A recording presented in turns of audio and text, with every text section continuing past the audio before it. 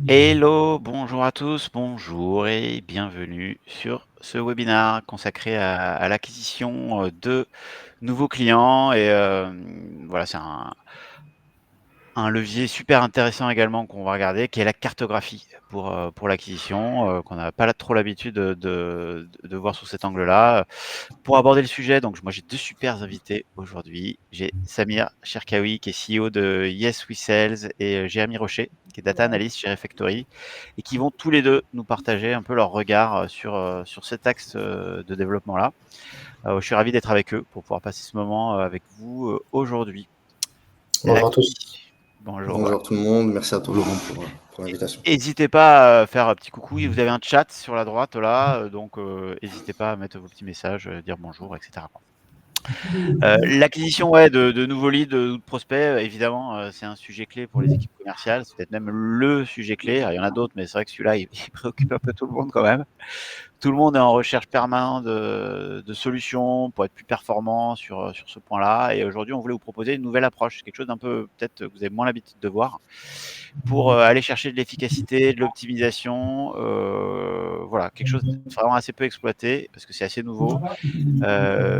Et ça offre une nouvelle perspective et je pense que c'est en particulier intéressant pour les entreprises qui ont des équipes commerciales qui sont sur le terrain, qui se déplacent chez leurs prospects, chez leurs clients et pour qui en fait la dimension territoriale a un impact vraiment important, quoi. L'objectif aujourd'hui, c'est de vous proposer un moment pendant lequel en fait on va vous donner des éléments concrets sur ce que la carto peut vous apporter pour votre acquisition. Et puis aussi bénéficier du retour d'expérience d'une personne, Jérémy, qui utilise vraiment ce type d'outil et qui la met en œuvre chez Refactory. Donc on aura vraiment un retour concret de quelqu'un qui a mis en place ce type d'action et d'analyse. Moi, ce que j'aimerais idéalement, c'est que vous repartiez en ayant appris des choses, que vous ayez des nouveaux éléments de réflexion pour votre acquisition et des actions concrètes pour pouvoir gagner en efficacité derrière, quoi. Voilà. Donc le déroulement qu'on vous propose, on va faire un petit tour de table rapide pour que les intervenants puissent se présenter. Et puis ensuite, on va aller dans le cœur du sujet. Samir, qui va un peu poser le cadre, lui qui a une vue d'ensemble parce qu'il travaille avec beaucoup d'entreprises sur ces sujets d'acquisition. Euh, Ensuite, moi, je vais vous présenter de manière un peu concrète et visuelle sur une carte, forcément, les cas d'usage qu'on peut avoir et que éventuellement vous pouvez exploiter. Et puis Jérémy nous expliquera comment concrètement, lui, il exploite la cartographie pour l'analyse et l'acquisition chez Refactory. On se gardera un petit peu de temps à la fin.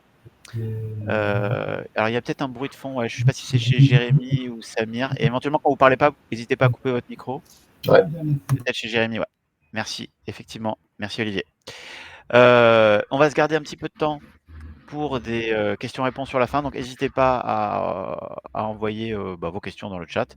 On y répondra à la fin et on va essayer de répondre à un maximum d'entre elles. Allez, petit tour de table. Peut-être Samir, je te propose de te présenter déjà. Bonjour à tous, enchanté. Moi c'est Samir, je suis le cofondateur d'une agence qui s'appelle Yes We Sales. Et mon métier, c'est d'être partenaire HubSpot. Donc qu'est-ce que ça veut dire? Ça veut dire concrètement que mon rôle, c'est d'accompagner des entreprises dans l'engagement et dans la prise en main d'un CRM et dans tout ce que ça puisse comprendre. Donc ça veut dire la transcription de la stratégie business et de comment est-ce qu'elles font pour justement piloter leur acquisition, améliorer la conversion et donc du coup sur les contacts, quand est-ce qu'elles génèrent des opportunités et puis sur la rétention des clients, voilà. Tous les sujets qui sont amenés à la relation client, comment est-ce qu'on les pilote, comment est-ce qu'on les mesure, comment est-ce qu'on rend visible aussi les résultats et la performance qu'on peut avoir. Trop bien, merci Samir, c'est cool de t'avoir avec nous aujourd'hui. Et du coup, Jérémy. Ouais, bon, je m'unmute, je suis désolé s'il y a un bruit de fond.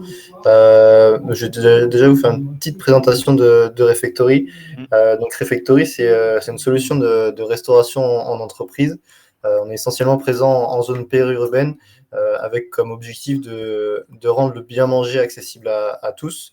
Donc on a plusieurs offres de services. Donc historiquement, c'est la cantine digitale qui est un peu notre offre phare avec du coup une carte avec 6 univers culinaires à la carte, avec 30 plats On est en fait un food market en ligne, présent sur tout le territoire. Donc, on a désormais 23 hubs logistiques qui sont répartis sur toute la France. On compose nos recettes que l'on va venir ensuite dispatcher sur l'ensemble du territoire français afin ensuite de pouvoir livrer les entreprises qui sont présentes dans les alentours. Voilà, c'est ce qu'on fait essentiellement chez Refectory. Moi, de mon côté, je suis data analyst chez Refectory depuis 3 ans et en quelques mots, donc mon métier, c'est d'aider les différents métiers justement à prendre et s'appuyer sur de la donnée pour améliorer leurs décisions.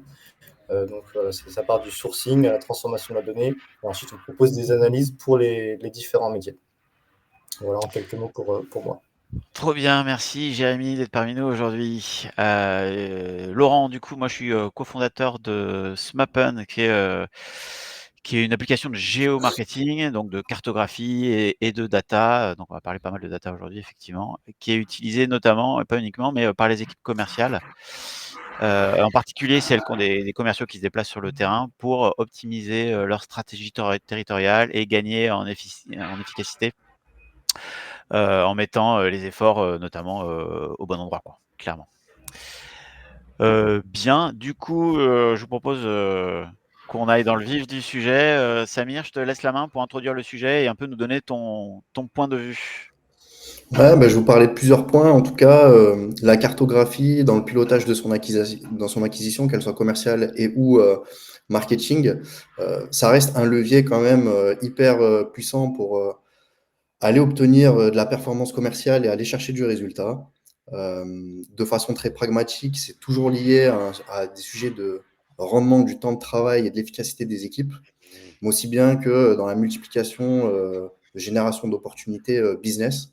On sait très bien que l'enjeu principal de l'acquisition, qu'il soit commercial ou marketing, c'est le sourcing.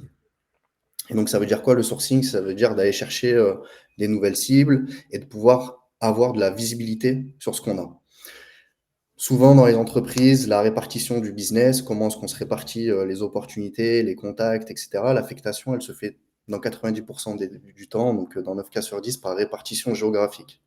Et très souvent, dans les entreprises, quand on leur demande dans quelle région il y a le plus de business, souvent la réponse, c'est plutôt le commercial qui arrive à obtenir les plus gros montants à la fin du mois, à la fin du trimestre, à la fin du semestre. Donc, ça dépend de la temporalité, mais elles n'arrivent pas forcément à répondre à la question de où se situe, dans quelle zone géographique il y a le plus d'opportunités. Donc souvent, c'est des logiques plutôt de résultats business et pas forcément de correspondance à la cible qu'on recherche. Donc l'enjeu numéro 1, c'est plutôt d'avoir de la visibilité. Ça veut dire quoi la visibilité? Il y a un petit exercice qui est simple à faire. Vous prenez l'ensemble de vos clients, vous essayez de les identifier sur une carte. Est-ce qu'on déjà on peut repérer des dénominateurs communs, une différence, une logique qui peut influer notre approche commerciale? Et où est-ce qu'il y a des opportunités business? Ça, c'est le premier sujet. Donc il y a au niveau des clients où il faut avoir cette visibilité. Il y a aussi au niveau de la base de données. On sait très bien que dans vos bases, peu importe le CRM que vous avez, ou même si vous n'avez pas de CRM, des fichiers Excel, les contacts que vous avez, souvent, c'est des contacts que vous avez déjà approchés, avec qui vous avez déjà nourri une relation, au moins essayer d'appeler même s'ils n'ont pas répondu, mais où se situent ces gens-là qui, à partir d'un moment donné, vous les avez identifiés comme des contacts méritants de faire un effort commercial de votre côté. Ça, c'est le deuxième sujet. Et puis le troisième sujet, c'est aussi sur le territoire. Je parlais de correspondance à notre cible, à votre cible. Ça, c'est hyper important pour un commercial. Dans des organisations où dans 9 cas sur 10, la répartition est géographique, d'avoir une vision claire et nette du territoire et de où il doit orienter ses efforts pour justement avoir la meilleure visibilité et influer son approche commerciale, sa prise de décision, sa prospection ou le management des demandes entrantes. Ça, c'est le premier point. La cartographie, donc, c'est lié à l'obtention, la recherche, en tout cas d'avoir une visibilité pour, en amont, se poser les bonnes questions et réorganiser ses tâches et ses missions en tant que commercial pour aller mener ses actions d'acquisition, quelles qu'elles soient. Ça, c'est le premier sujet. Le deuxième sujet, une fois que j'ai fait mon petit exercice, que je sais où sont mes clients, où sont les contacts dans ma base de données, que j'ai une vision claire et nette du territoire, le deuxième sujet, c'est souvent le plus chronophage, en tout cas pour les commerciaux ou les équipes, c'est d'aller trouver l'information. Et il faut savoir que vous n'êtes pas sans savoir, de toute façon, vous le voyez, je pense, dans votre organisation, un commercial, en moyenne, en France, c'est un peu plus élevé que cette moyenne-là qui est européenne, mais un commercial ne passe que 30% de son temps à vendre réellement. Quand on parle de vente réelle, c'est du temps passé à appeler, à manager des opportunités, à programmer des rendez-vous, à se rendre chez les clients, être en contact direct des clients et manager des opportunités. La tâche la plus chronophage, elle est liée au sourcing, justement à la visibilité au point 1 que j'aurais développé et surtout à la recherche d'informations. En général, si on exclut simplement le temps réel passé à la vente, il y a à peu près 60% du temps en fait, qui est lié à la recherche d'informations, à l'enrichissement de ces informations et puis ensuite à la saisie manuelle des infos. Donc ça, c'est un constat qui oblige, en tout cas les organisations commerciales, marketing, à avoir une vision très héroïste, en tout cas du temps passé, à aller trouver de l'information, à piloter son acquisition, à avoir des visuels là-dessus. Pourquoi? Parce qu'on sait très bien que le temps de travail d'un commercial est forcément généré à des coûts, à une masse salariale. Et donc, du coup, aller chercher des opportunités là-dessus et du gain d'efficacité, c'est souvent plus facile à générer que du coup de réaugmenter les objectifs quantitatifs concrètement d'un objectif commercial où quelqu'un doit ramener, je sais pas, un objectif de 50 000 euros par trimestre et de l'augmenter à 70 000. Donc il y a déjà du temps et des coûts associés, une vision très héroïste qu'on peut aller chercher avec la cartographie, en tout cas dans les organisations commerciales. Donc moi, ma préconisation, c'est plutôt de vous dire, réalisez un petit exercice sur votre base interne, posez-vous la question, où est-ce qu'il y a le plus de correspondance à ma cible? Si vous n'avez pas cette donnée, vous identifiez les clients, où est-ce qu'ils sont, première étape.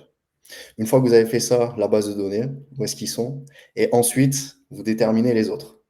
Les autres, c'est les gens qui ne sont pas dans votre base, que vous identifiez comme votre cible potentielle, de façon très large, pas besoin d'être très précis, mais au moins avoir une vision d'ensemble et prendre en compte ces dénominateurs communs. Une fois que vous avez fait ce premier exercice, donc l'enjeu, c'est de trouver l'information. Donc là, il y a plusieurs solutions possibles, hein, vous les connaissez, il y a du Sales Navigator, il y a d'autres outils, et il peut y avoir du SmartPen. C'est pour ça aussi qu'on fait ce webinaire. Et puis en 3, une fois qu'on a fait ça, on a trouvé nos dénominateurs communs, dans ces cas-là, la cartographie, ça permet de responsabiliser les commerciaux. Souvent, les commerciaux, quand on va dans les entreprises, ils n'exploitent pas forcément tous les leviers qui leur permettent d'aller chercher des opportunités. Donc, c'est plutôt simple. Comment est-ce qu'un commercial, il n'y a pas forcément 36 façons, hein, il ne s'agit pas de réinventer la roue. Il y a des leviers qui sont très connus, qui sont à l'intérieur ou pas de la responsabilité d'un commercial pour aller générer des opportunités. Concrètement, il y a les demandes entrantes en premier. Je réponds à des demandes entrantes qui peuvent arriver du site internet, des événements, du marketing, etc. En numéro 2, il y a la prospection de façon naturelle qui est attendue, demandée sur la recherche de nouveaux comptes, de nouvelles acquisitions, etc., qui est managée de façon autonome ou non par les commerciaux. Une fois qu'il y a ça, il y a le travail autour de la base existante. Donc, c'est des gens qui sont dans la base, qui n'ont pas converti. Il y a une première approche, ça ne s'est pas forcément transformé en opportunité. Donc, souvent, on attend de la part des commerciaux d'aller chercher du résultat là-desdessus et d'engager des discussions avec la base, qu'on appelle lead ou personne dans la base, etc. Une fois qu'il y a ce troisième levier, ben, il y a les opportunités qu'on aura perdues. Donc, c'est forcément multifactoriel, ça peut être du statu quo, ça peut être du budget, ça peut être de la dépriorisation du sujet, etc. Ça, c'est dans la responsabilité des commerciaux d'aller chercher. Et puis enfin, le cinquième et dernier levier, il y a l'upsell et le cross-sell qu'on peut aller chercher chez les clients existants. Souvent, ça, c'est des fruits à cueillir un peu plus faciles que d'aller se lancer dans plus de prospection, j'identifie la cible, je trouve de l'information, etc. Donc, la question à se poser, c'est où est-ce que commence et quand se termine du coup, la responsabilité que vous exigez d'un commercial dans son quotidien, dans ses missions, et donc du coup dans son approche. Et là, la cartographie joue un rôle essentiel. Pourquoi? Parce que je l'ai dit en amont, ça nous permet de trouver des dénominateurs communs qui nous permettraient d'agir sur un ou autre levier. Je prends un exemple très concret. Je travaille dans une entreprise. Moi, on me donne simplement la tâche d'aller chercher, d'ouvrir des comptes, d'aller chercher du nouveau client. Souvent, c'est ce qui se passe dans les entreprises. Je remarque que du coup, les demandes entrantes sont plutôt situées dans telle zone. Donc du coup, qu'est-ce que j'en déduis comme dénominateur commun? Les demandes entrantes sont dans telle zone, je dois les activer, mais donc du coup, je vais orienter ma prospection en fonction de cette zone-là. Et puis, je vais peut-être me poser la question de pourquoi dans telle zone, ça ne fonctionne pas. Est-ce qu'il y a la présence d'un concurrent, etc. Et moi, en tant que commercial, ça va me responsabiliser, ça va me permettre de prendre un petit peu de la hauteur d'un point de vue holistique et de me poser les bonnes questions sur qu'est-ce qui influence mes résultats, où est-ce que je dois orienter mes efforts pour aller justement chercher des opportunités. Je prends un autre exemple.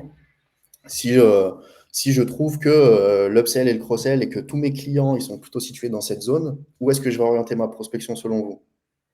Où est-ce que j'aurai le plus de chance? Parce que la prospection, c'est quand même assez chronophage et les commerciaux, ils y vont un petit peu à reculons alors que c'est un peu la base du métier. Mais peut-être que ces datas-là vont me permettre d'identifier ce levier, d'appliquer un dénominateur commun, de m'appuyer et donc du coup de soulager ma prospection et d'aller chercher un peu plus de résultats lorsque je la ferai.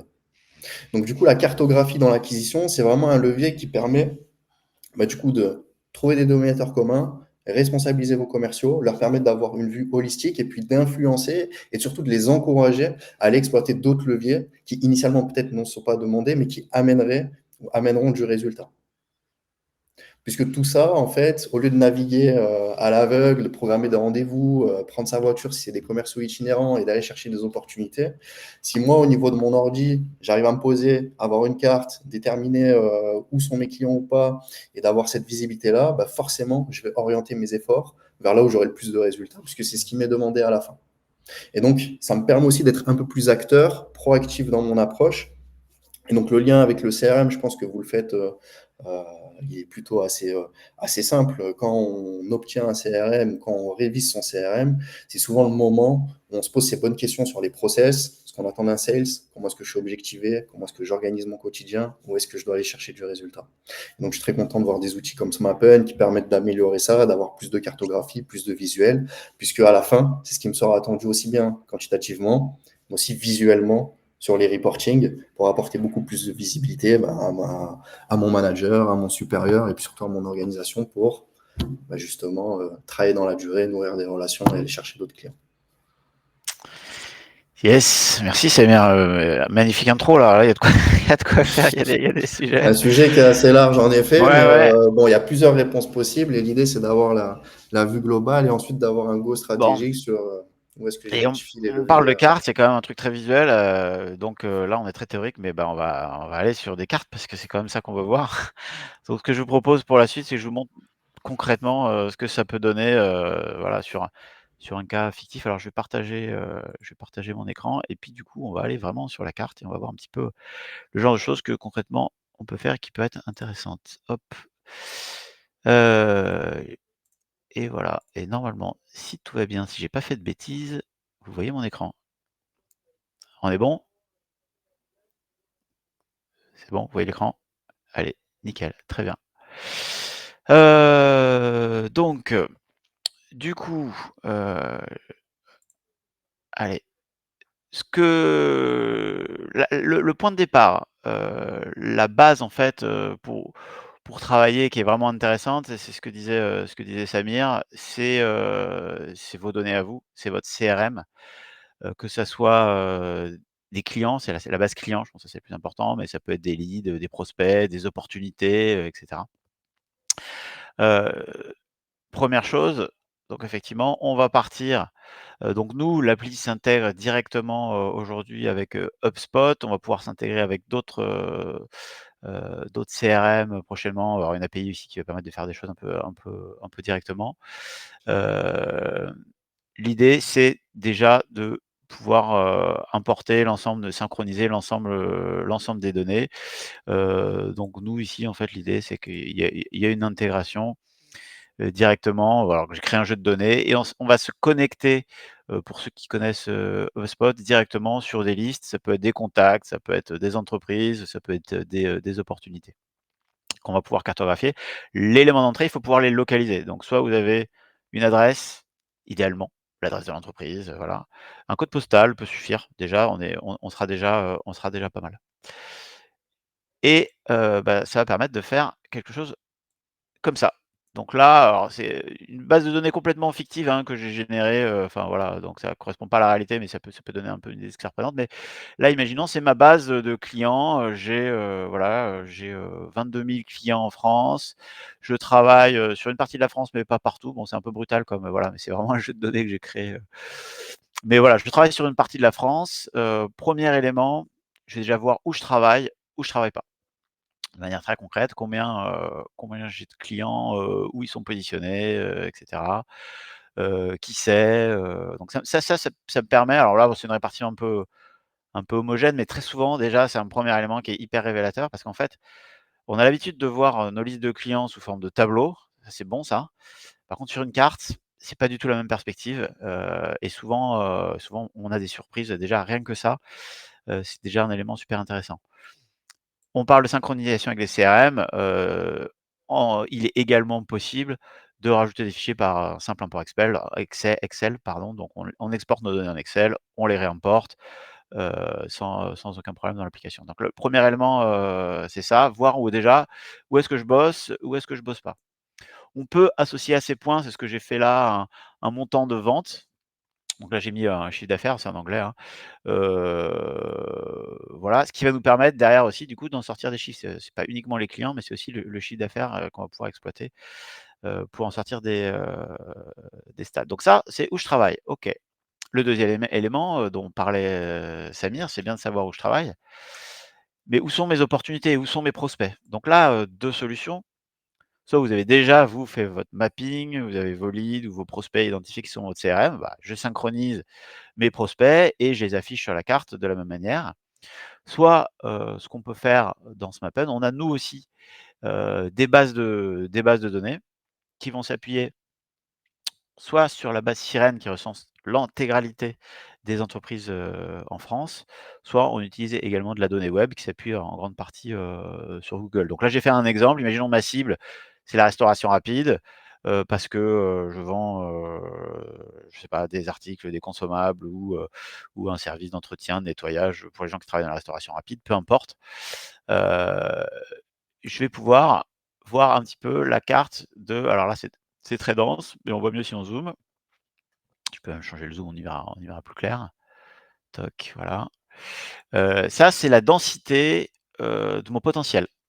C'est-à-dire ça, c'est l'ensemble des boîtes qui sont dans la restauration, sur le code NAF de la restauration rapide, en France. Comment on peut faire ça? C'est simple, hein, quand on crée une recherche. Soit on peut rechercher un peu comme on ferait dans Google, par mots-clés, par activité, donc je veux, on peut rechercher des activités, je sais pas, je suis pas inspiré là, les coiffeurs, enfin, on peut mettre des noms d'activités ou des noms d'enseignes. Très souvent, ce qu'on va utiliser, c'est la recherche par code NAF. Ça marche très bien. Donc on a l'ensemble des codes NAF, on peut rentrer un code NAF ou par effectif. Si ma cible, par exemple, c'est, je dis n'importe quoi, toutes les entreprises de plus de 50 salariés, bah, je crée une recherche, les entreprises de plus de 50 personnes. Je l'enregistre, donc on va masquer les restaurants. Et là, il va me faire la carte de toutes les entreprises de plus de 50 salariés, en France. Et pour chacun de ces éléments, donc voilà, je vais avoir les infos et je peux avoir, plus d'infos via un export, on le verra après, quoi. Donc voilà, l'idée c'est, 2e élément, donc je vois où je travaille et 2e élément, je vois, où est mon potentiel finalement. Voilà, où sont mes prospects. Et ça, voilà, ça peut être assez parlant.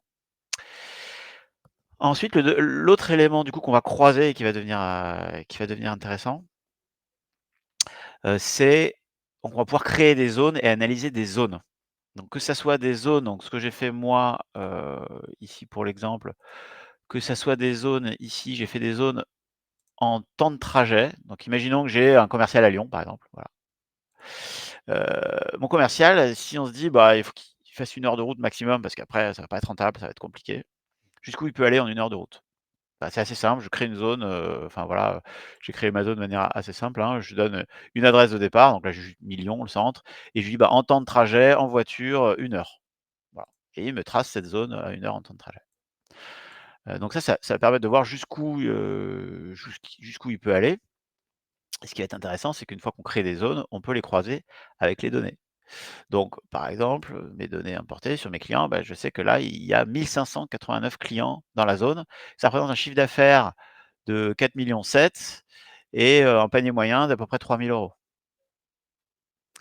€. Mais je sais également que dans cette zone, j'ai 5 900 établissements en restauration rapide, si c'est ma cible, ou 3 900 entreprises de plus de 50 personnes, par exemple. Donc ça me donne une idée de mon potentiel et donc un peu du chemin qui me reste à parcourir, que je vais pouvoir avoir ici dans mes indicateurs, où là, je peux créer un peu des indicateurs, un peu custom, où je vais avoir une synthèse sur ma zone de combien j'ai de clients, combien de cibles et c'est quoi mon taux de pénétration finalement dans la zone. Et c'est ça qui est important, qui est un bon indicateur, c'est de savoir, est-ce que je suis efficace dans ma zone? Et ça, c'est mon taux de pénétration qui va me le dire, si je suis efficace ou pas. Le reste à conquérir, qui est la soustraction de, voilà, j'ai combien de cibles, combien de clients, combien il me reste à aller chercher, finalement. Combien j'ai fait de chiffre d'affaires à 1 heure de route? Voilà, on va pouvoir répondre et c'est quoi mon panier moyen à l'intérieur de cette zone? Donc ça permet déjà de se faire, voilà, d'avoir un certain nombre d'indicateurs qui vont être super intéressants et qu'on va pouvoir du coup benchmarker. C'est-à-dire que, bah, j'ai, un commercial qui lui a plutôt 16 de taux de pénétration et alors qu'à Lyon, on est à 26. Donc probablement que le commercial à Moulins, il a encore du boulot et il est peut-être moins performant ou il a encore beaucoup de prospects à aller voir parce qu'il a un taux de pénétration beaucoup plus faible. Donc on va pouvoir voir ce genre de choses. On peut, également du coup, très souvent, on va faire la sectorisation pour les commerciaux. On va regarder le temps de trajet, certes, mais pas uniquement. On va également définir souvent des zones soit en commune, soit en codes postaux, soit en département, mais en codes postaux, c'est assez classique et on va les dimensionner en fonction soit d'un nombre de clients parce qu'on répartit un portefeuille client, soit d'un potentiel. Et ce qu'on va pouvoir faire assez facilement, donc on peut créer des zones, voilà, en codes postaux et c'est dire, bah, à Lyon, en fait, je vais couper la zone en 2, donc je vais, créer, 2 zones en sélectionnant des codes postaux là, par exemple, à 1 heure de route max à peu près quoi, donc je me calque sur ce que j'ai en dessous. Je crée une zone de codes postaux et je vais pouvoir voir tout de suite, qu'est-ce qui reste à conquérir, combien j'ai de prospects. Je vais pouvoir dimensionner ma zone facilement, à rajouter ou enlever des codes postaux pour, très simplement du coup, gérer, les zones, bah, les territoires de mes commerciaux et éventuellement les retravailler, les redécouper pour m'assurer que je donne à peu près le même potentiel à mes commerciaux ou voir dans certaines zones, est-ce que ça vaut le coup que je mette un commercial ou pas? Parce que s'il y a 1 heure de route, j'ai pas assez de potentiel, je peux pas rentabiliser mon commercial. C'est pas la peine d'avoir un commercial, itinérant basé à Montpellier, par exemple, je dis n'importe quoi, parce qu'en fait, on se rend compte qu'à 1 heure de route autour de Montpellier, le potentiel, il est pas suffisant pour justifier, d'avoir quelqu'un sur place, par exemple. Donc on va pouvoir faire ce genre de choses hyper vite, en fait, assez, vraiment rapidement, quoi. Donc imaginons, alors on va rester dans le cas, dans mon cas là on va rester sur Lyon, par exemple, ou pas loin, et on veut étendre un peu notre emprise. Alors on va même imaginons, on va savoir où aller prospecter. Ouais, tiens, je vais masquer les donc on va regarder, on va superposer, tiens, la restauration rapide et mes clients, par exemple. Regardez, ça me donne une idée aussi de là où je travaille, là où il reste des choses à faire. Et concrètement, bah, définir des actions, pour aller chercher, plus de business, quoi. Donc je vais, par exemple, je sais pas, on va aller prendre une zone où j'ai peu de voilà, on va remonter un peu par ici, où je vois qu'effectivement à, Chalon-sur-Saône, j'ai quelques clients, mais j'ai encore pas mal de prospects. Bah, du coup, je me dis: «Je vais aller regarder cette zone-là» et c'est peut-être une zone dans laquelle il faudrait qu'on mette quelqu'un ou qu'on mette des actions commerciales. Donc je vais créer une zone, je peux dessiner manuellement aussi, pourquoi pas, hein. Dire: «Bah, voilà, moi cette zone-là m'intéresse. Qu'est-ce qu'il y a dedans?» Donc je vois, c'est une zone dans laquelle j'ai un taux de pénétration assez faible de 12. J'ai encore à peu près 200, prospects à aller contacter, à aller chercher. Intéressant, du coup, on voit ici, j'ai 232 acteurs dans la restauration rapide. Donc, bah, je vais télécharger la liste de ces acteurs-là, les avoir dans un fichier Excel et du coup, pouvoir me préparer, pourquoi pas déjà, bah, une petite tournée, là-bas, partir quelques jours pour aller faire le tour. Donc je vais vous montrer le fichier Excel à quoi il ressemble. Ça va directement vous sortir des informations sur vos cibles. Donc c'est des informations qui viennent de la base Sirène, donc on va voir, Sirène, dénomination, la date de création, la tranche d'effectifs, est-ce que c'est, voilà, quel type d'entreprise c'est, l'adresse postale, pourquoi pas pour, leur écrire, auparavant, ou même on va avoir le chiffre d'affaires s'ils sont déclarés, on en a pas beaucoup, il y a plus d'obligations, mais on va récupérer les numéros de téléphone et les noms, des dirigeants. Ce qui vous permet de, vous préparer en amont, soit les contacter, en amont, soit avec les adresses directement, faire votre tournée terrain, de manière ciblée, et efficace.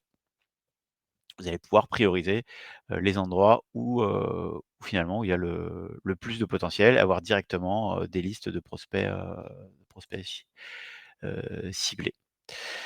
Voilà un petit peu ce que je voulais vous montrer. On va dire c'est les principaux, il y en a d'autres, mais principaux, cas d'usage, dans les grandes lignes qu'on peut avoir sur de la carto.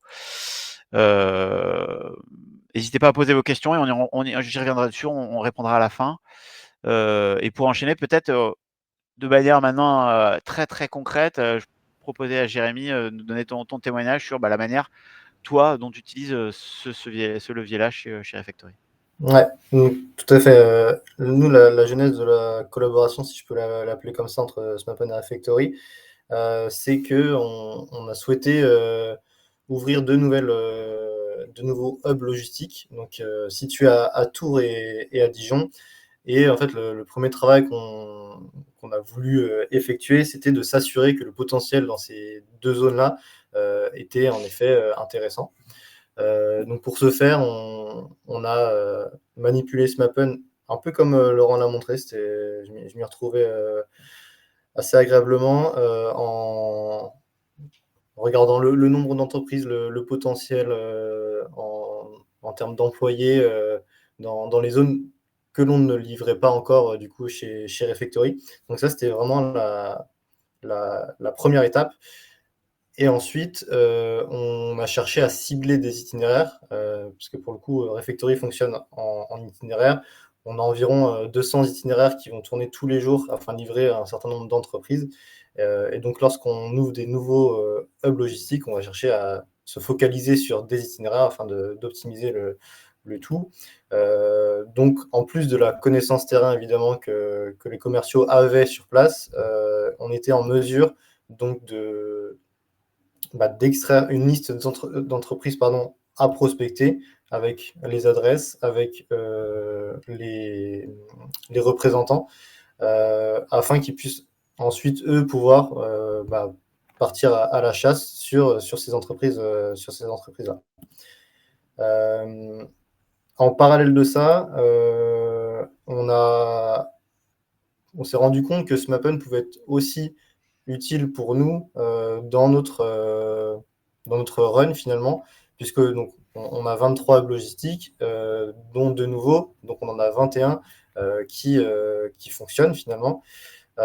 Et dans un objectif d'optimisation d'itinéraire, on s'est rendu compte que SMAPN pouvait aussi être une très bonne solution pour enrichir ces itinéraires-là. C'est-à-dire qu'on était en mesure de pouvoir croiser la donnée, que ce soit de la donnée via des fichiers CSV. Donc c'est de la donnée qu'on avait enrichie avec en effet un volume de déjeuner que l'on livrait pour chacune d'entreprise, un chiffre d'affaires qui était généré suite à ces déjeuners, etc. Donc on était en mesure de cartographier en fait notre activité commerciale par itinéraire avec un jeu de couleurs. Il était très facile de visualiser en fait là où on voulait enrichir ces itinéraires-là. Donc en croisant ces données-là avec les données de la base Sirène que SMAPN met à disposition afin de regarder quelle entreprise on livre déjà, quelle entreprise on va avoir à livrer de manière très, très facile finalement. Et du coup, ce qui est intéressant, donc, Tours et Dijon, c'est des hubs qu'on a ouverts récemment. Tours va ouvrir la semaine prochaine et Dijon a ouvert cette semaine. En termes de chiffres, pour que ce soit un peu concret pour vous, dans chacune des BU, on a ouvert du coup 3 itinéraires. Et à titre d'exemple, à Dijon lundi dernier, on a réussi à a livré 400 déjeuners, en grande partie grâce à du coup l'utilisation aussi de SmapUn, qui nous a permis de pouvoir cibler, de pouvoir sourcer ces entreprises-là, comme le disait Samir au tout début, et donc de faire gagner un temps assez conséquent aux différents commerciaux et qui puissent se consacrer sur du démarchage et un aspect prospection beaucoup plus qualitatif finalement. Voilà comment nous, on l'utilise au quotidien. Cool, super intéressant. Bon, merci beaucoup, Jérémy. Ouais. Et ça montre aussi qu'il y a d'autres, il peut y avoir effectivement d'autres cas d'usage. Il y en a pas mal sur la carte. On peut faire plein de choses. Je vais balayer un petit peu les questions s'il y en a. N'hésitez pas à en rajouter maintenant. C'est le bon moment là pour poser les questions et puis on va y répondre. Alors la première est facile. Y aura-t-il un replay? Oui, il y aura un replay. Voilà, ça c'est facile. Et en dehors de HubSpot, donc oui, effectivement, on peut importer un CSV ou un Excel, pas de problème. L'année prochaine, on se commence à pencher un peu plus sur l'API. Plutôt que de faire juste une connexion, ce qu'on a fait uniquement dédié CRM, l'API permettra en fait d'automatiser, de se connecter avec virtuellement à peu près n'importe quoi en fait. Concrètement, voilà, il y aura pas de, ça va ouvrir énormément de possibilités. En attendant, un import, ça marche très très bien. Ok, il y a du potentiel à Montpellier, je n'en doute pas. Question de Philippe, dans une zone, un département, pouvons-nous définir des sous-zones sur différents critères? En fait, les zones, on peut superposer des zones. Donc, on peut très bien avoir une zone, un département, et à l'intérieur d'une zone département, on va pouvoir créer des zones qui sont des ensembles de communes ou de codes postaux ou un peu de ce qu'on veut. Donc oui, on peut tout à fait imbriquer des zones les unes dans les autres. On peut même les organiser ensuite par dossier. Voilà, on peut jouer avec les couleurs, on peut ranger les zones dans les dossiers, on peut afficher que les zones qui sont en département, que les zones qui sont en codes postaux. Il y a tout à fait la possibilité de jongler pour adresser ce genre d'organisation. Question de Philippe aussi, quels sont les autres cas d'usage auxquels vous pensez? Il y en a d'autres, après il y en a pas mal qui sont liés à, alors j'en ai déjà parlé un petit peu finalement dans la présentation, des décisions stratégiques d'implantation ou pas. Quand je dis implantation, c'est pas forcément une implantation physique, mais c'est de déploiement de commerciaux ou pas. Nous, on a typiquement un très très très gros acteur en fait, du logiciel à destination des médecins qui a un mix de commerciaux terrain et sédentaires. Et ils doivent se poser la question de savoir est-ce que ça vaut le coup d'avoir un commercial terrain ou pas, parce que c'est quand même plus coûteux. SmapUn leur est utile justement pour valider qu'il y a suffisamment de potentiel dans un certain temps de trajet. Et s'assurer que ça va être viable. Et si c'est pas le cas, en fait, on va le gérer 100% en distanciel et on va prospecter uniquement par téléphone. Mais si c'est suffisamment rentable et si à l'intérieur d'un temps de trajet défini, on voit qu'on a assez de potentiel, là, ça vaudra le coup d'avoir quelqu'un sur le terrain. Donc, ça peut être des décisions de développement stratégique. Ça peut être également des cas d'usage plus logistiques. C'est le cas, par exemple, de Refectory, où clairement, il faut avoir des clients, mais ensuite, il faut aller les livrer. Donc, il y a des problématiques de déplacement. Donc, d'optimisation, effectivement, de livraison, ce genre de choses. SmapUn va pouvoir être pratique pour optimiser les temps de déplacement ou définir des clusters et avoir une certaine logique dans tout ce qui est livraison, etc. Je pense à un autre cas d'usage qui est plutôt orienté aussi sur l'acquisition, si tu me permets, Laurent. Vas-y. C'est plutôt aussi sur l'organisation d'événements. Souvent, on voit l'émergence d'entreprises qui font des roadshows, etc., ou qui essaient de dynamiser leur territoire et en tout cas nourrir des relations, en tout cas en créer.